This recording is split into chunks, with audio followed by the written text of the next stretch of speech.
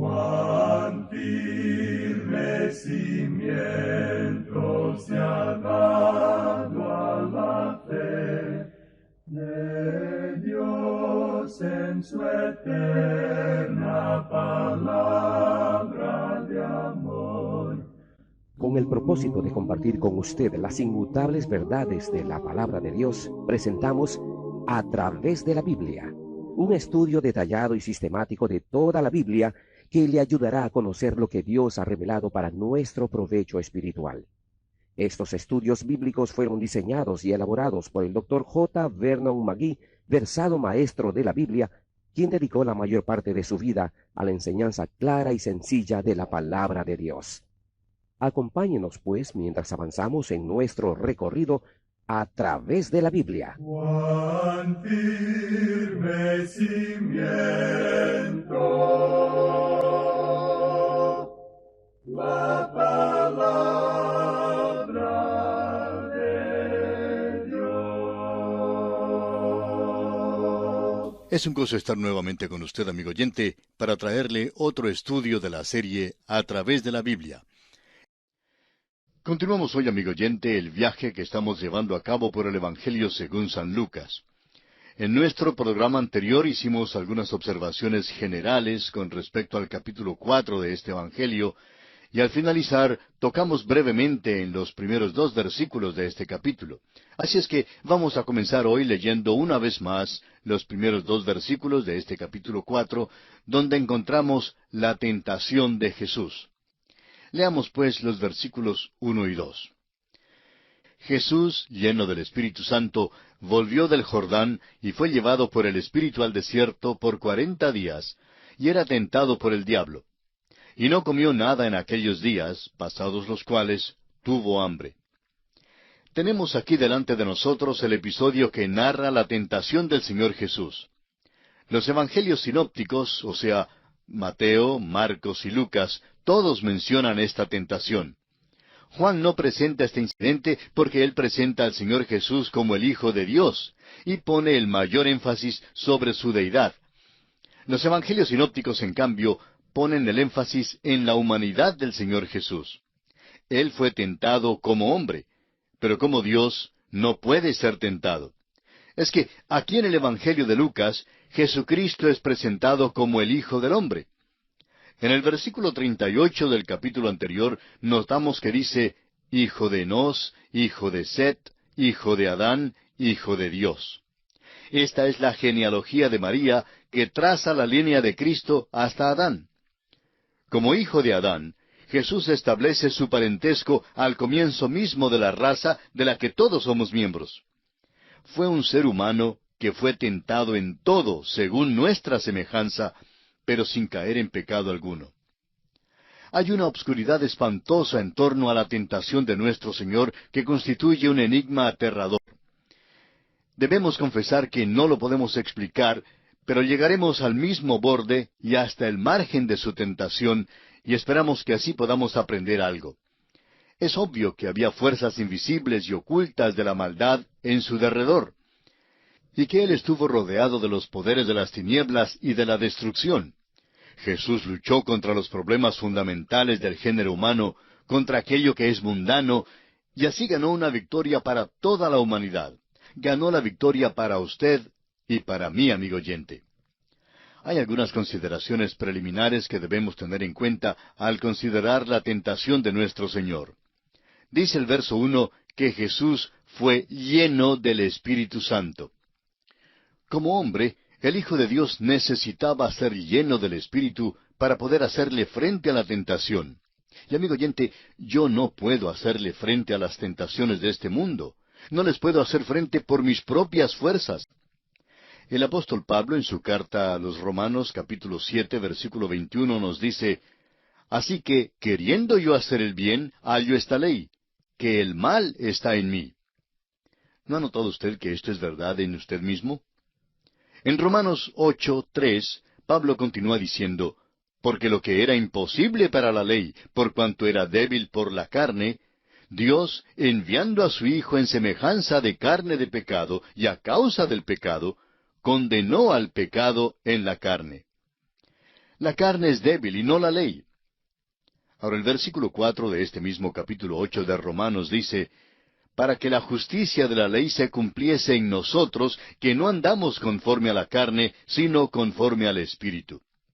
Por tanto, Pablo concluye en Gálatas capítulo 5 versículo 16, diciendo, digo pues, andad en el Espíritu, y no satisfagáis los deseos de la carne.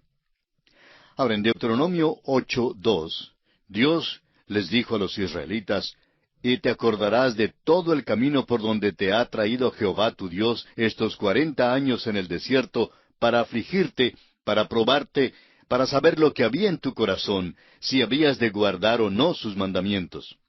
En otras palabras, Dios estaba tentando a los israelitas, pero recordemos que Dios nunca tienta a nadie con la maldad. Notemos también que este versículo 1 del capítulo 4 de Lucas dice que antes que el Señor fuera tentado, fue llevado por el Espíritu al desierto. Marcos dice que el Espíritu Santo le impulsó al desierto. En otras palabras, el Señor no buscó la tentación. Hay personas que se ufanan de poder acostarse en una tabla llena de clavos, y así son muchos los cristianos que parece que disfrutan de sus dificultades. La tentación del Señor no principió al fin de los 40 días. El versículo 2 nos dice que fue después de la tentación que tuvo hambre. Notemos también que Satanás no dejó de tentar al Señor después de esta tentación en el desierto. En el huerto de Getsemaní, Satanás le atacó furiosamente de nuevo. El versículo 13 de este capítulo 4 de Lucas nos dice, y cuando el diablo hubo acabado toda tentación, se apartó de él por un tiempo. Note las últimas palabras, por un tiempo. Otra cosa que necesitamos comprender es que Satanás es una persona. Claro que entendemos que son muchos los que dicen que Satanás no es persona. Las Escrituras, sin embargo, establecen sin lugar a dudas que el diablo es una persona. Cuando tentó al Señor Jesús, por ejemplo, ¿apareció el diablo en forma física? ¿Llegó como espíritu o como ángel de luz? La Biblia nos dice que el Señor le habló cara a cara. Tenemos que darnos cuenta, amigo oyente, que Satanás es muy astuto. Unas veces se presenta como un león rugiente que anda buscando a quien devorar. Y la próxima vez viene como ángel de luz para engañar aún a los escogidos, si le fuera posible. Así lo expresa el apóstol Pedro en su primera carta, capítulo 5, versículo 8. Y Pablo en su segunda carta a los Corintios, capítulo 11, versículo 14. Consideremos ahora lo que significa la tentación del Señor. Notemos primeramente que la palabra tentar puede tener dos significados diferentes. En primer lugar, tentar significa incitar o atraer a hacer maldad, o sea, seducir. Si una persona puede ser seducida a hacer maldad, quiere decir que ya hay algo en aquel individuo que le causa ceder al mal.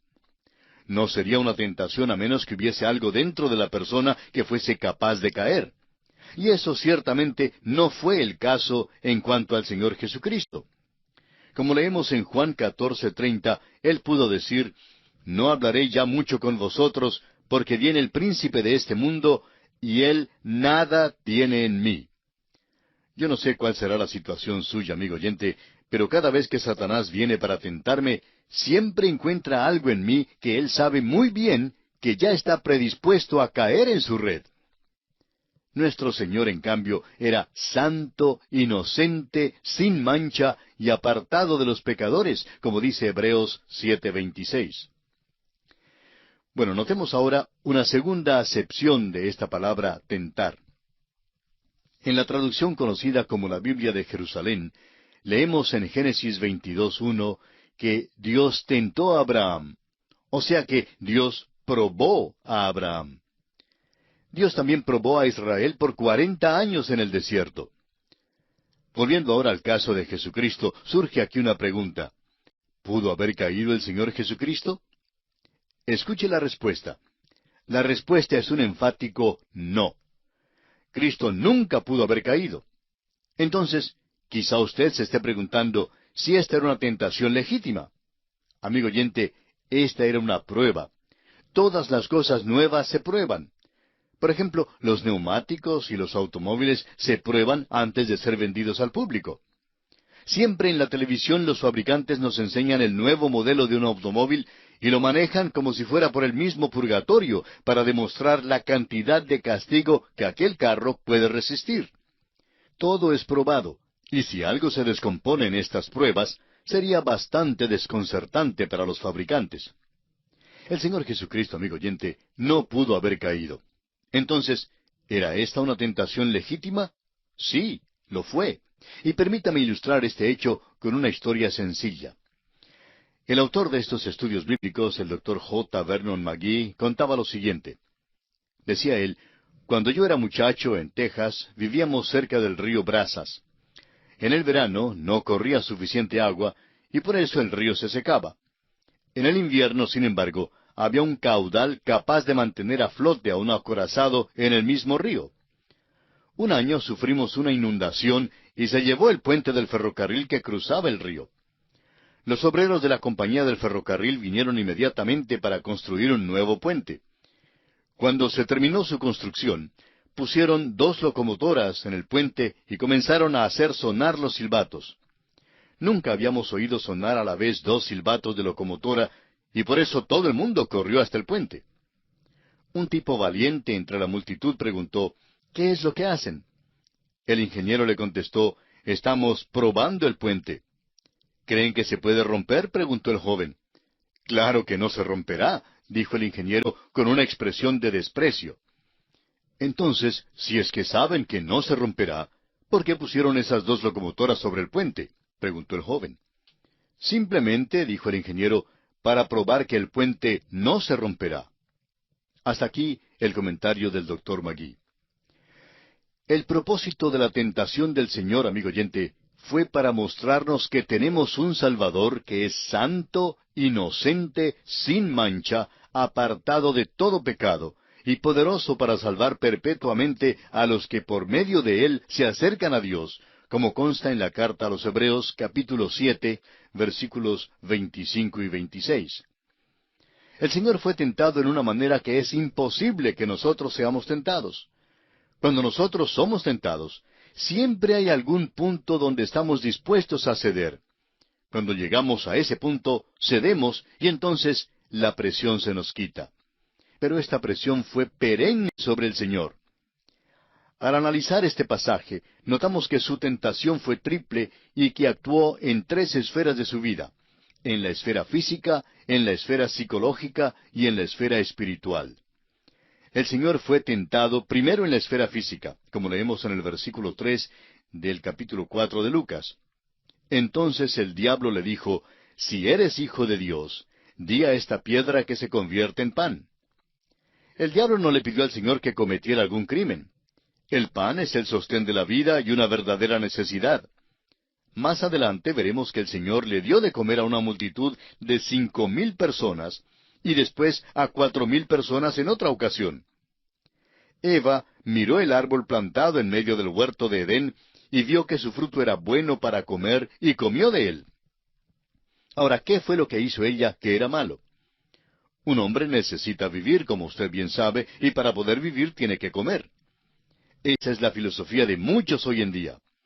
El clamor de la multitud y la melodía que cantan es, ¿qué comeremos y qué beberemos y con qué nos vestiremos? Para muchas personas, eso es todo lo que tiene significado en la vida. Los hombres están dispuestos a entregar su honestidad, a robar, jugar, vender drogas y licor y recurrir a casi cualquier estratagema para poder obtener algo para sus cuerpos. Las mujeres están dispuestas hasta a vender su virtud para obtener algún oropel que desean. Esta es por lo menos la baja opinión de Satanás en cuanto al género humano. Recordemos que en el caso de Job, en el Antiguo Testamento, Satanás le dijo al Señor en el capítulo 2 de Job, piel por piel, todo lo que el hombre tiene dará por su vida. Pero esto no es verdad, porque el Señor Jesucristo no cedió. En lugar de ceder, usó la espada del Espíritu, que es la palabra de Dios, para derrotar a Satanás. Leamos ahora el versículo 4 de este capítulo 4 de Lucas. Jesús, respondiendo, le dijo, escrito está, no sólo de pan vivirá el hombre, sino de toda palabra de Dios. Entonces, Satanás tentó al Señor en la esfera psicológica. Leamos los versículos 5 hasta el 8. Y le llevó al diablo a un alto monte, y le mostró en un momento todos los reinos de la tierra. Y le dijo el diablo, A ti te daré toda esta potestad y la gloria de ellos, porque a mí me ha sido entregada, y a quien quiero la doy. Si tú postrado me adorares, todos serán tuyos. Respondiendo Jesús le dijo, Vete de mí, Satanás, porque escrito está, Al Señor tu Dios adorarás, y a Él solo servirás. Esta tentación tenía que ver con los deseos de los ojos. Eva miró el fruto del árbol en medio del huerto de Edén y vio que era agradable a los ojos. Satanás llevó a Cristo a un alto monte y le mostró todos los reinos del mundo y se los ofreció con una sola condición. Todo lo que necesitaba hacer el Señor era adorar a Satanás. El Señor había venido para demandar el mundo como su propio reino, pero si adoraba a Satanás, tendría que entregar su independencia por los reinos del mundo. Y entonces reconocería el señorío del diablo. Cristo estaba de camino al trono, pero iba por la vía de la cruz. Y aquí Satanás le estaba diciendo, vamos a evitar la cruz. El apóstol Pablo nos dice en su primera carta a los Corintios, capítulo 1, versículo 18, porque la palabra de la cruz es locura a los que se pierden, pero a los que se salvan, esto es, a nosotros, es poder de Dios. Luego, en la misma carta, capítulo 2, versículo 2, Pablo continúa diciendo, pues me propuse no saber entre vosotros cosa alguna, sino a Jesucristo y a éste crucificado. Es satánico, amigo oyente, tratar de erigir un reino en la tierra sin Jesucristo. Hay solo dos soberanos, el Señor Jesús y Satanás. Y si usted no está tomando en cuenta al Señor, será porque tiene a Satanás como su soberano. En esta tentación, el Señor Jesucristo reconoció la autoridad de Dios como única autoridad suprema. Ahora, en último lugar, el Señor fue tentado en la esfera espiritual. Leamos los versículos 9 hasta el 13 de este capítulo 4 de San Lucas. Y le llevó a Jerusalén, y le puso sobre el pináculo del templo, y le dijo, Si eres hijo de Dios, échate de aquí abajo, porque escrito está, a sus ángeles mandará acerca de ti que te guarden, y en las manos te sostendrán, para que no tropieces con tu pie en piedra. Respondiendo Jesús le dijo, Dicho está, no tentarás al Señor tu Dios. Y cuando el diablo hubo acabado toda tentación, se apartó de él por un tiempo. Eva deseaba el fruto del árbol en medio del huerto porque creía que podía hacerlo sabio a uno. Esto es en la esfera del espíritu y de la fe. Satanás quería que el Señor Jesús se echara del pináculo a fin de que cuando cayera sin daño en medio de la multitud, lo aclamaran como el Mesías de inmediato. Pero una vez más, el Señor no cedió a la tentación de Satanás. Es interesante notar que cuando Satanás citó el Salmo 91, versículos 11 y 12, citó equivocada la Escritura, así como citó equivocada la palabra de Dios a Eva en el huerto de Edén. Jesucristo, amigo oyente, fue tentado para demostrar que Él era sin pecado, impecable y poderoso para salvar. Probó que le había sido dado todo poder. Hay un hombre en la gloria hoy en día, amigo oyente, que nos comprende y que puede compadecerse de nosotros. Es maravilloso tener un Salvador como Él. El apóstol Juan escribe en su primera carta, capítulo 2, versículos 1 y 2, Hijitos míos, estas cosas os escribo para que no pequéis. Y si alguno hubiere pecado, abogado tenemos para con el Padre a Jesucristo el justo. Y Él es la propiciación por nuestros pecados, y no solamente por los nuestros, sino también por los de todo el mundo. Amigo oyente, podemos depender del Señor Jesús en todas las circunstancias de la vida. Por eso le exhortamos a que abra las puertas de su corazón al Hijo de Dios en este mismo momento, porque sólo así podrá contar con un refugio seguro, con una ayuda apropiada para obtener la victoria sobre la tentación en todas las circunstancias de su vida. Venga a Jesucristo en esta hora y recíbale como el Señor, como el soberano absoluto de su vida. Que el Dios omnipotente le ayude a dar este paso sin igual que sellará su destino eterno. Y bien, amigo oyente, nos detenemos aquí porque nuestro tiempo ha terminado.